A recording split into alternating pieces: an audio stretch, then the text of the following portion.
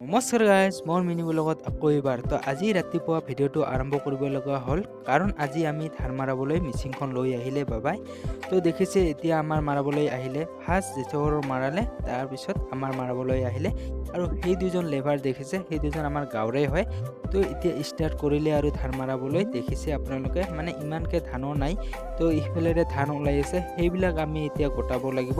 আৰু পোৱালিবিলাক মানে দেখিছেনে একদম খেৰৰ মাজেদি গৈ আছে, কিবা এখন আহিলে মানে পোৱালিবিলাকৰ ইমান ফূৰ্তি লাগি যায়। আৰু লগতে সেই দুজন দেখিছে, সেই দুজনৰ মানে চেহেৰাটো একদম নাইকিয়া হৈ গ'ল ন গাইজ। আৰু সেই পোৱালিটোক মই কাম লগাই দিছোঁ ধানবিলাক গোটাবলৈ। আৰু দেখিছে সিজনৰ মানে একদম দেহাটো নাইকিয়া হৈ গ'ল, কাৰণ ধানত একদম ধূলি বালি একদম জমা হৈ থাকে, তাৰ কাৰণে মানে দেহাবিলাক ভালেই নালাগে। আৰু একো নাই, কাম কৰিব লাগিব ন গাইজ, তো কাম কৰাত একো ক্ষতি নাই। দেখিছে কাম কৰি আছে, লগতে আমি ধানবিলাক গোটাই আছোঁ মানে এতিয়া। আৰু আজিৰ ভিডিঅ'টো এইখিনিতে আছিলে, আৰু লগ পাই আছোঁ, বাই বাই।